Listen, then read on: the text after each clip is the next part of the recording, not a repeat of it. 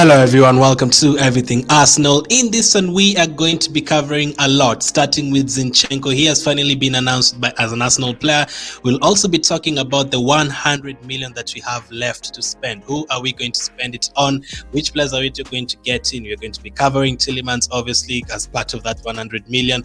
And also Pablo Mari, Torreira. Could Torreira be involved in a swap deal with a Juventus player that we've been linked to for the last 2 years? Would it be finally time? So without wasting any more time, let's get straight into it. So Zinchenko is the first one. Obviously Zinchenko was announced early on today, like 3 hours ago. Finally, we've had to wait a long time for him to be announced. He already signed for Arsenal like 3 days ago, but it is now official. Welcome to Arsenal, Zinchenko. I cannot wait for him to get started. We've been, according to Arteta, part of his interview, it seems like he's going to be playing in midfield, but I doubt he's going to be playing in midfield, especially with Tierney out injured. I reckon that in the first game of the season, Crystal Palace, in the second one against Leicester, I think Zinchenko will definitely probably be playing as a left back because of the injuries, unless Tierney totally recovers and Partey, Xhaka have the best 2 games that are remaining in the preseason, and Xhaka absolutely kills it against Sevilla and Chelsea, then Zinchenko could start on the bench, but I can only see him starting on the left side against Crystal Palace. But as of now, Zinchenko is an Arsenal player. Absolutely love it. Cannot wait for him to get started. He was actually an Arsenal fan. In his interview, he said how he used to like Thierry Henry and Cesc Fabregas when he was younger. And there's proof for that. Not just everyone, because everyone usually says when they join a team, Man United is the best team, Barcelona is the best team when they join them. But there was proof. There's actually proof of Zinchenko in an Arsenal shirt when he was younger. So that was great to see. Which number is he going to be wearing? According to Arsenal's website, so Torreira used to be Arsenal's number 11, and then he switched to 35 after Martinelli was given that number. So 35 has now been removed. Torreira has been removed as the number 35 on Arsenal's website. So that could only mean one thing: Zinchenko is getting that number. So Oleksandr Zinchenko has taken the number 35 according to now Arsenal. Lucas Torreira has been removed from the Arsenal website. Not like totally removed as an Arsenal player, but he had the number 35 on the website, but that has been removed as well. So I think Zinchenko will be wearing the number 35. I couldn't see any other number he could wear. Obviously, there are lower numbers, but maybe just likes the number 35. We'll hear about the significance of that. But Zinchenko could be wearing the number 35. Welcome to Arsenal, Zinchenko. I cannot wait for him to get started. We'll probably see him very soon against Chelsea this weekend, I think, from the bench. Let's wait and see how that one goes. So after Zinchenko, after Jesus, after Matana, Fabio Vieira, and also Marquinhos, we have 100 million remaining to spend according to reports. And 100 million, you could get yourself 3 players, you can get yourself 7 players if you want, you can get yourself 1 player. It just depends on you. Personally, I think we're going to get 2 more players and then another one on loan, so that will be 3. But 100 million, how would we spend it? For me, I'd spend it on 2 midfielders. That's what I would do. 2 midfielders. That would be Milinkovic-Savic and Tielemans. But here is the latest news on Tielemans. According to Fabrizio Romano, Arsenal is his priority. I would say it's a clear choice, because the player would love to move. He would love to join Arsenal, but it's up to Arsenal to submit a proposal and go strong for him. He's waiting for Arsenal since April. Like, this guy is crying to join Arsenal. I still cannot believe we've not signed him until now. Like, according to Fabrizio Romano, he's already an Arsenal player mentally. The other time we had, he's already mentally an Arsenal player. He would love to join Arsenal. He's refused to sign a new contract at Leicester, but he's still waiting. As we said, there could only be 2 reasons why we've not signed him yet. Maybe there's something behind the scenes that you don't know, maybe in terms of contract or in terms of injuries that I don't know about, because Tielemans has been playing for Leicester in preseason, so there's no injuries there. And number 2, maybe you have a very, very good player in our mind in terms of midfield that we don't need Tielemans at all. We're just looking to sign those other players. That is something we have to wait. Maybe Arteta has something in his mind. That is something we really have to wait for. But Tielemans would have been a no-brainer for me. That would have been the first player I would have gotten in this transfer window alongside Jesus. But we have to wait and see what happens with that. But Tielemans, according to Fabrizio Romano, it's still on. He still wants to join Arsenal. Arsenal are still watching him. I don't know why I've not signed him yet, because the important players in your team, especially midfield, you need to get them in before the first game of the season.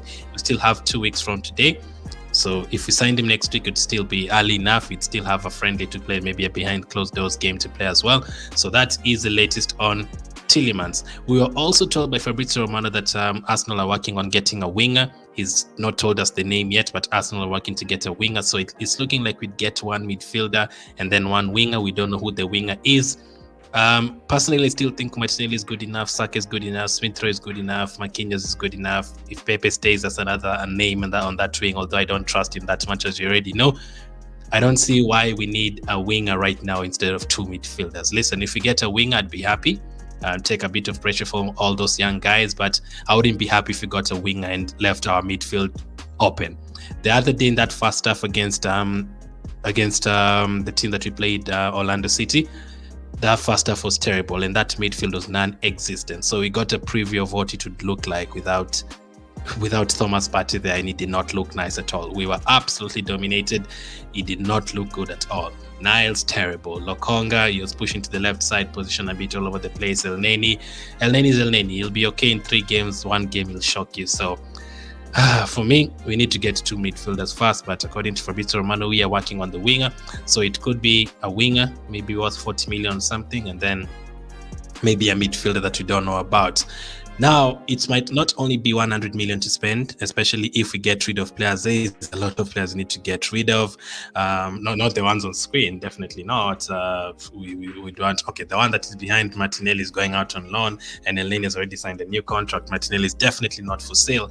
But the other players there's a lot of players who need to go, man. And we won't get too much money for them. But if you add Leno, we'll get like around 12 million for him. If you add that to the transfer budget, if we get something like even 1 million for Torreira, even if we get like there's still 10 players who could leave, we won't get too much money for them. But if you total them all up, especially if Pepe leaves, you could get something like 35 million in total for all those 10 players. It sounds a little, but 35 million added to that 100, that's another player you can add to the team, a backup striker or something. So for me, I'd get Milinkovic, Savic and Tielemans using that 100 million, and then I can see them getting a player on loan. Speaking of players who were about to leave, let's talk about Torreira, because I still don't understand why Torreira went to USA. He literally went there. He didn't play any of the 2 games. He was on the bench for both. He didn't come on. Keep in mind, we made 11 subs in both games. He didn't come on as well, part of those 11 subs. And his number went, as we talked about already.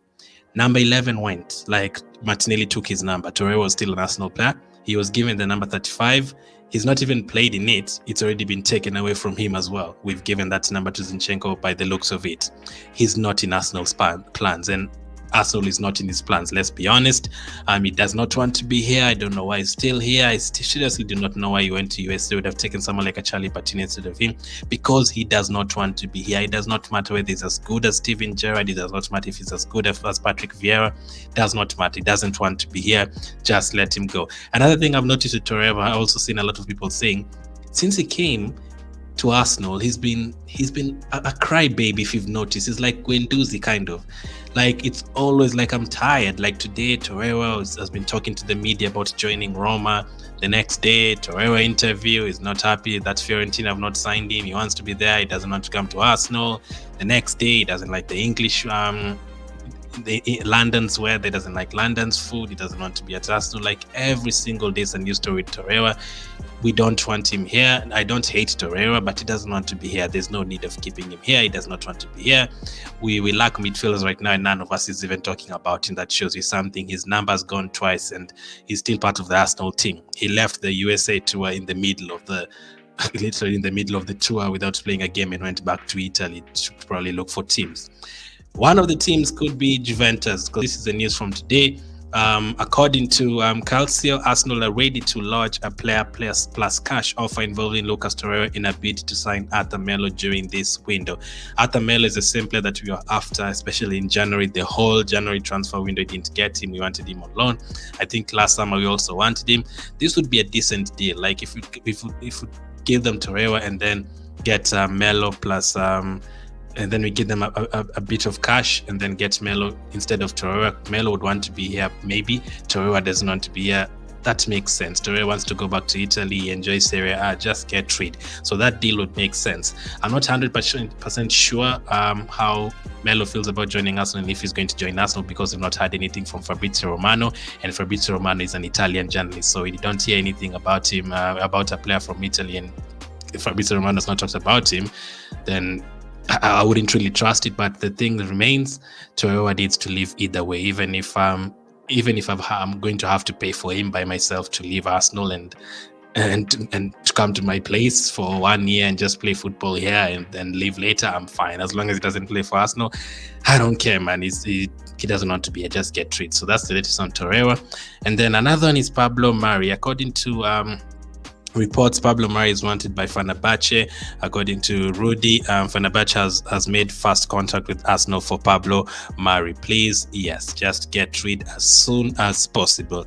He has played against Nuremberg. I think I gave him a 3 out of 10 in player ratings. He played against Everton. I think I gave him like a 2. The other day against Orlando City, he was terrible again. I don't see a future for him here. Even if Gabriel is out suspended, I can see White and Saliba playing together. I could even see Arsenal playing Zinchenko in centre defense, even with Pablo Mari there. So that shows you something. We have 4 centre backs at the moment. Holding is there. I'd rather actually bring in Holding in the last 10 minutes than bring in Pablo Mari. Holding can do the job for you the last 10 minutes. And Pablo Mari is another one. He doesn't want to be there. I've seen a lot of comments saying Pablo Mari, Maitland-Niles, and Pepe are playing like people who just know they're not going to be here, and that makes sense. And we still need to get rid of all of them. Personally, I'd get rid of all of them and add the likes of Bellerin to that list. Like 10 players I would get rid of, plus Torreira and all those guys. So that's the latest on Pablo Mari. He is wanted by Fenerbahce. We need to get rid of them. So a lot of news from Arsenal. Zinchenko, at least we've gotten that deal done. Hopefully we do get Tielemans deal done. Happy to hear that we're still going for him. I don't want us to lose him to another team, especially. That would be a bit damaging. But let me know what you make about all that news. It's a lot. We have a game against Chelsea Saturday night. We will be talking about that in the next video. But as always, thank you for watching. Let me know what you think, and I'll catch up with you guys on the next one.